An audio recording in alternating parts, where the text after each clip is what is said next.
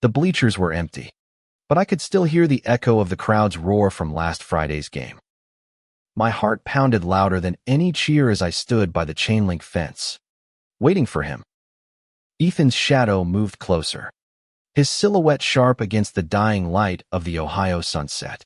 And I knew we were breaking every unspoken rule just by being here. It was 2010, and in our small town of Willow Creek, Ohio, love like ours wasn't just frowned upon, it was dangerous. Ethan Carter, the star quarterback, and me, Lucas Hayes, the quiet kid who hid behind sketchbooks and headphones, weren't supposed to exist in the same world, let alone steal moments like this.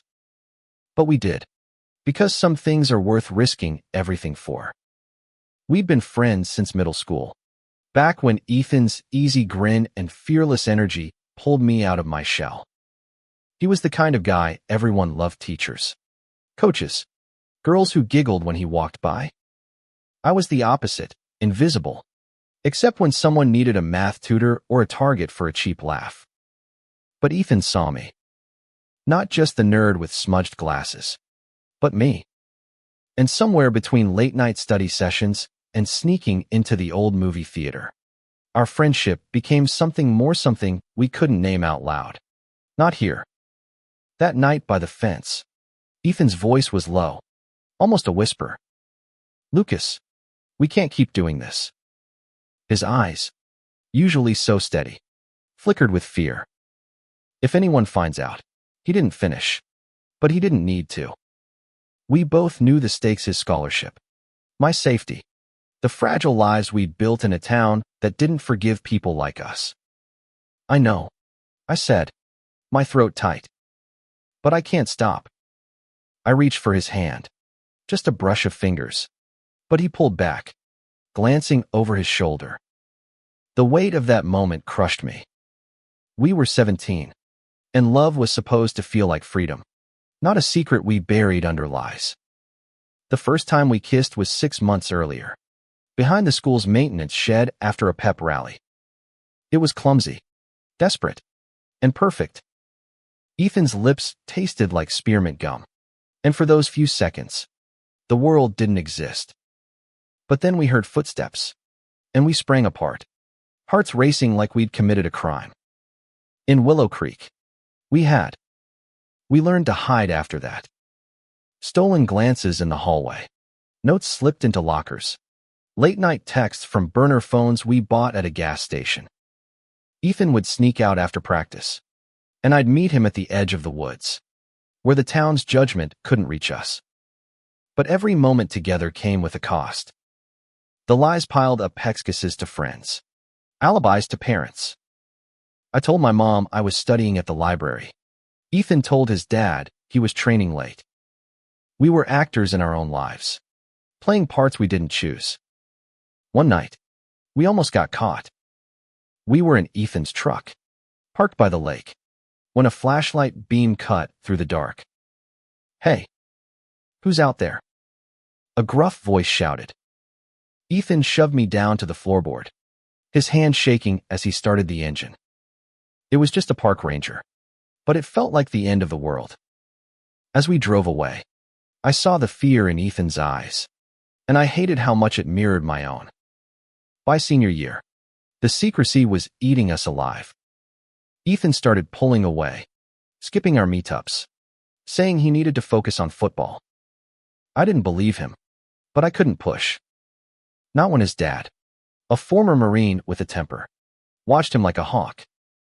Not when my own parents, devout and unyielding, would have sent me to conversion camp if they knew. We were trapped, and love wasn't enough to set us free.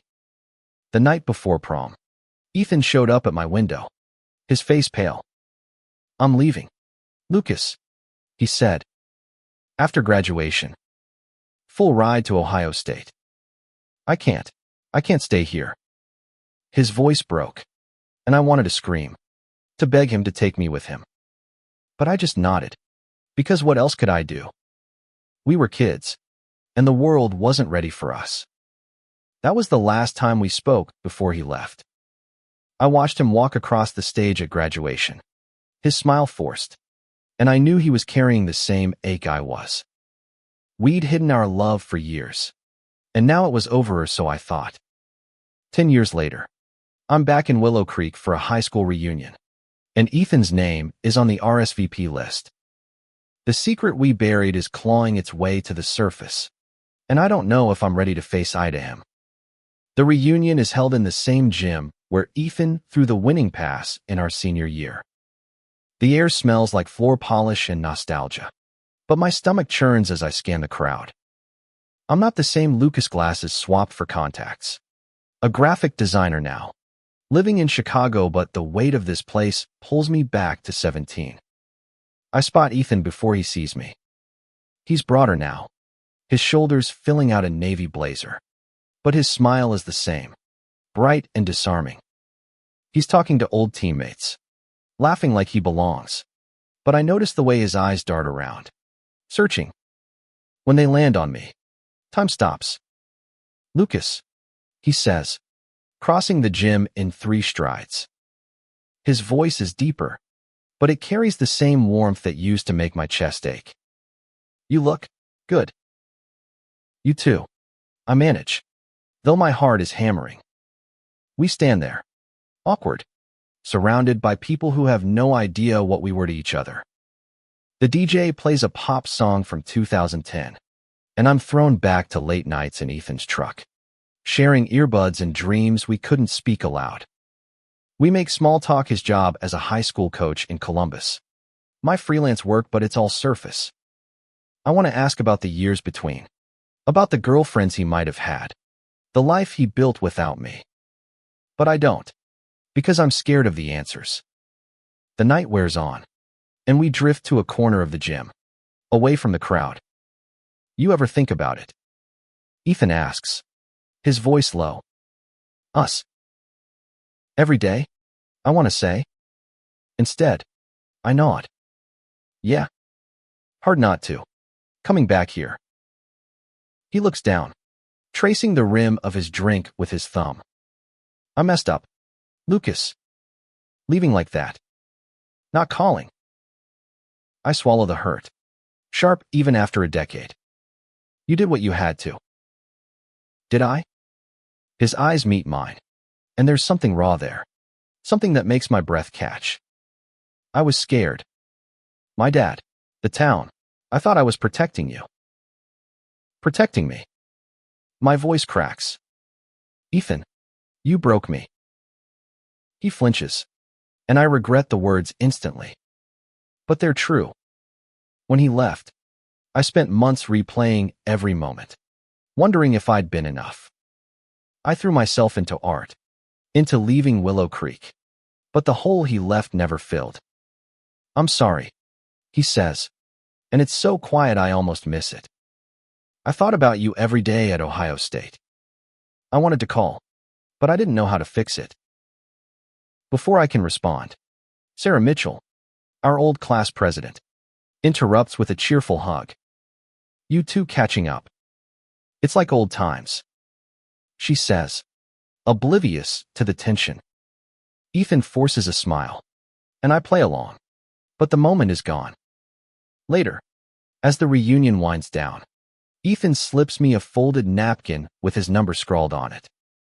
"Call me," he says. "Please." I don't know if I will.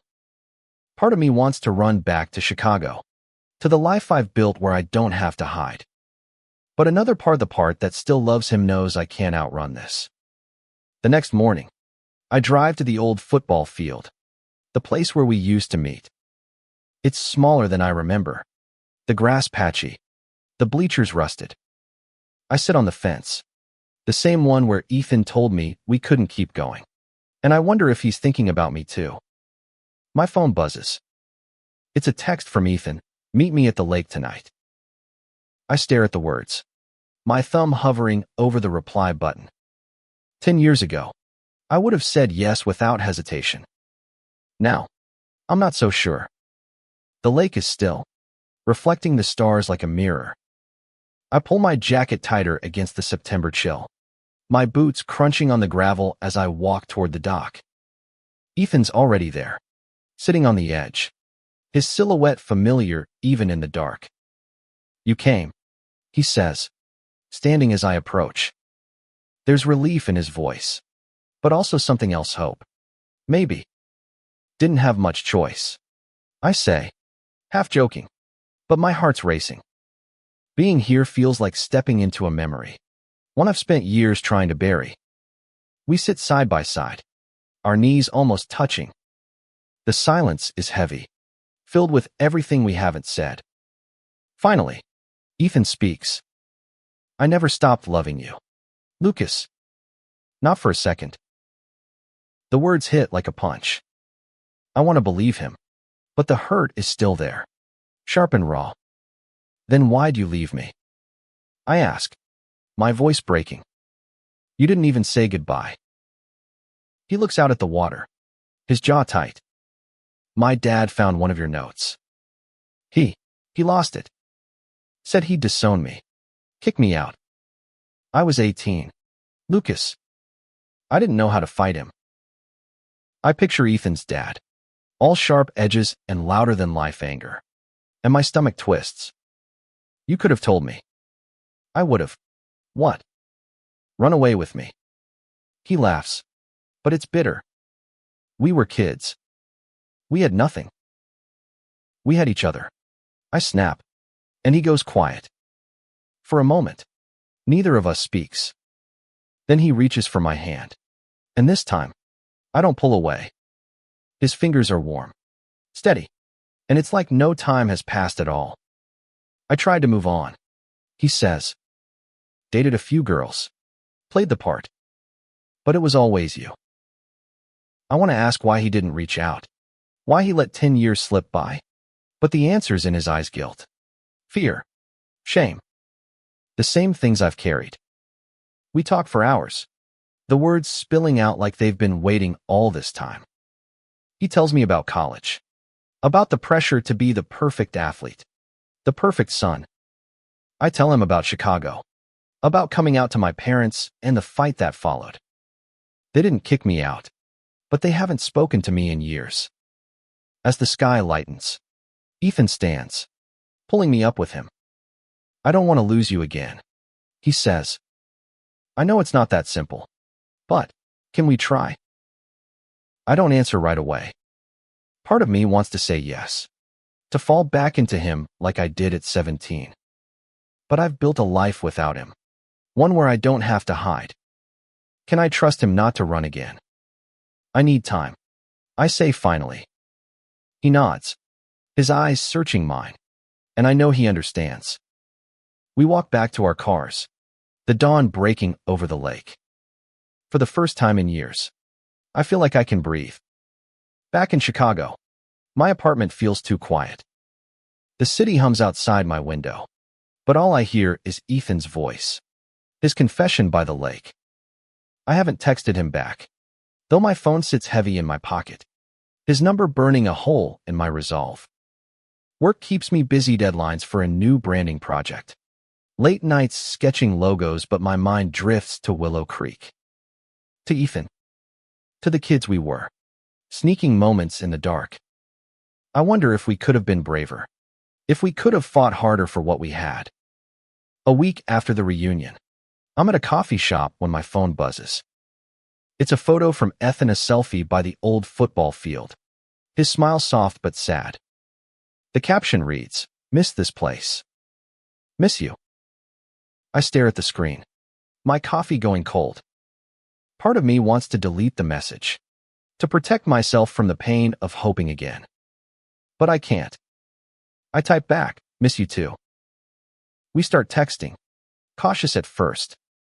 He sends me stories about his students, funny moments from football practice. I send him sketches, bits of my life in Chicago. It's not the same as before, but it's something. A thread connecting us across the miles. One night, he calls. "I'm coming to Chicago next weekend," he says. "There's a coaching conference. Can I see you?" My heart leaps, but doubt creeps in. What are we doing? Ethan, you live in Columbus. I'm here. And we're not kids anymore. I know, he says, but I don't want to keep running from this. From us. I agree to meet, but I'm terrified. What if we've changed too much? What if the spark is gone, and all we have left is nostalgia? He arrives on a crisp October morning, and we meet at a park near my apartment. He's wearing a gray sweater, his hair a little messy, and I'm reminded of the boy who used to sneak me notes in algebra. We walk, talking about everything and nothing movies. Music, the way Chicago's skyline feels alive. At a quiet bench, he stops. I came out to my dad last year, he says, his voice steady but soft. Told him about you. About us. I freeze. What did he say? He was angry. Said I was throwing my life away. But I don't care anymore. I'm done hiding. I don't know what to say. The Ethan I knew was terrified of his dad's judgment. This man has fought for himself in a way I never thought possible. I'm proud of you, I say, and I mean it. He smiles, and for the first time, it feels like we're not carrying the weight of Willow Creek. But there's still a question hanging between us. What now? Ethan stays in Chicago for 3 days, and we fall into an easy rhythm, like no time has passed. We explore the city art galleries, dive bars, a jazz club he insists on trying despite knowing nothing about jazz. Each moment feels like a gift, but there's an undercurrent of fear. What happens when he leaves? On his last night, we're at my apartment, sharing takeout on the couch. The TV's on, but we're not watching. Instead, we're talking about the past, peeling back layers we've both kept hidden. I used to write you letters, Ethan admits, his cheeks flushing. Never sent them. They're still in a box under my bed. Letters. I raise an eyebrow. What did they say? He hesitates, then pulls out his phone, scrolling to a photo of a crumpled page. This one's from right after I left for college. He hands me the phone, and I read his words raw, messy, full of regret for leaving me behind. I thought you'd moved on. I say, my voice thick. I thought you didn't care. I cared too much, he says. That was the problem. We're quiet for a moment, the weight of 10 years settling between us. Then he leans in, and I don't stop him. The kiss is slow, deliberate, nothing like the frantic moments we stole in high school. It's a promise, but it's also a question one I'm not sure I can answer. When he leaves for Columbus, I feel the ache of his absence all over again. But this time, it's different. We're not hiding anymore. We're not kids. Over the next few months, we make it work. Long-distance calls, weekend visits, texts that stretch into the night. Ethan tells me about his dream to start a youth program, a safe space for kids like us who feel like they don't belong. I tell him about my art, how I'm working on a series inspired by our story sketches of fences, lakes, and the shadows we used to hide in. But the distance is hard. My life is in Chicago, tied to my career and the community I've built. Ethan's rooted in Columbus, coaching kids who look up to him. We're both afraid to ask the other to give up their world. One night, during a video call, Ethan's face is serious. Lucas, I've been offered a job in Chicago.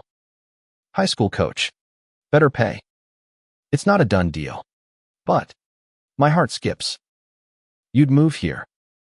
For me. For us, he says. If you want this. I do. More than anything. But I'm scared of what it means to let him back in. To trust that this time, we won't break. Take the job. I say finally. We'll figure it out. He smiles, and it's like the sun breaking through clouds. For the first time, I believe we might actually have a chance. Ethan moves to Chicago in the spring, and it's like learning him all over again. He's still the guy who laughs too loud at bad jokes, but he's also different, steadier, more open. We rent a small apartment together, a leap that feels both reckless and right. Living together isn't easy. We argue about dishes, about whose turn it is to cook, about the way I leave sketchbooks everywhere. But we're building something real, something we never had the chance to in Willow Creek. One evening, we're walking by the lakefront, the city lights glittering on the water. Ethan stops, pulling me close. I want to tell people, he says. Not just our friends. Everyone. I'm done hiding. I freeze. Coming out in Chicago is one thing. Me friends here are supportive. My coworkers don't care. But Ethan's talking about his family, his old teammates, the life he left behind. Are you sure? I ask. Your dad. He doesn't get to control me anymore, he says, his voice firm. I want the world to know I love you. The next week, he posts a photo of us on social media, our hands linked. The Chicago skyline behind us. The caption is simple, found my home. The response is mixed. Some of his old friends send congratulations, but others are silent. His dad calls, furious, but Ethan holds his ground. I'm there when he hangs up, his hands shaking but his eyes clear. I'm okay, he says, and I believe him. My own family is harder. I haven't spoken to my parents in years, but Ethan encourages me to try. I send them an email, telling them about my life, about Ethan. I don't expect a reply, but a week later, my mom writes back. It's short, cautious, but it's a start. We start volunteering at a local youth center, helping queer teens navigate the things we never had help with. Ethan's a natural, his coaching instincts kicking in as he listens to their stories. I teach art workshops, watching kids find their voice through paint and charcoal. It feels like healing, like we're giving them the freedom we never had. But the past isn't gone. One night, I find Ethan staring at an old photo from high school us at a game, pretending to be just friends. Do you ever wish we'd done it differently? He asks. Every day, I admit. But we're here now. That's what matters. He nods, but I can see the ghosts in his eyes. The secret we carried for so long still lingers, a shadow we can't fully shake. A year into living together, we're stronger, but the cracks still show. Ethan's dad cuts him off completely, and though he doesn't say it, I know it hurts. My parents agree to meet us for dinner, but it's tense, full of unspoken judgments. We're trying to build a life, but the weight of our past keeps pulling us back. One night, Ethan comes home from coaching, his face pale. One of my kids got outed, he says. His parents kicked him out. I feel sick, remembering our own fear at that age. Is he okay? He's staying with a teammate for now. But Lucas, he's so scared. It's like looking at us back then. We spend the next week helping the kid Jake find resources, a place to stay. Ethan's relentless, calling shelters, talking to social workers. I see the fire in him, the same determination that made him a great quarterback, now channeled into something bigger. Jake's story hits us hard.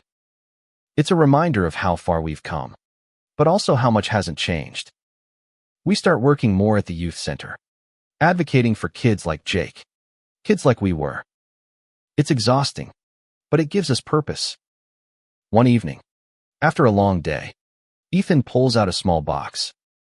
Inside is a ring, simple, silver, nothing flashy. I don't care about the past anymore, he says. I want a future with you. Marry me, Lucas. I'm stunned. Marriage was never something we talked about in high school. It wasn't even legal then. But now, looking at him, I see the boy I loved and the man he's become. Yes, I say, my voice breaking. He slips the ring on my finger, and we laugh through tears, the kind of joy that feels hard-won. Planning a wedding isn't easy. We argue about guest lists, about whether to invite our families. Ethan wants to reach out to his dad one last time, but I'm not sure I can face mine. The secret we carried for so long still shapes us, even now. But as we stand together, picking out invitations and arguing over cake flavors, I realize something. We're not hiding anymore. We're building a life in the open, and it's messy and hard and beautiful. The wedding is small, held in a Chicago park with the skyline as our backdrop. Jake's there, smiling shyly, along with a handful of friends and coworkers. My parents don't come, but they send a card, a small gesture. But it's enough for now. Ethan's dad doesn't respond, and I see the pain in Ethan's eyes. But he squeezes my hand and doesn't let go. We say our vows under an oak tree, the leaves turning gold in the autumn light. Ethan's voice shakes as he promises to love me, to fight for us, no matter what. Mine does too, as I promise to trust him, to build a life together. When we kiss, the small crowd cheers, and for the first time, I feel free. Not just from Willow Creek, but from the fear that defined us for so long. After the wedding, we keep working at the youth center, expanding the program with grants Ethan secures. My art series gets picked up by a gallery, and I dedicate it to the kids we've met, the ones who remind us of ourselves. One night, we're cleaning up after a workshop when Jake pulls us aside. I got into college, he says, beaming, and I'm bringing my boyfriend to orientation. Ethan and I exchange a look, pride swelling in our chests. You're going to be okay, Ethan tells him, and I know he's talking to us, too. The secret we carried through high school will always be part of us. It shaped us, scarred us, made us who we are. But it doesn't define us anymore. We've built something strong, a love that doesn't hide, a life that doesn't apologize. As we walk home, Ethan's hand in mine, I think about the boys we were, sneaking moments by the fence, terrified of being seen. I wish I could tell them it gets better. That one day, they'll stand in the open, unafraid, with the person they love. We're not those boys anymore. We're us, flawed, resilient, and finally free.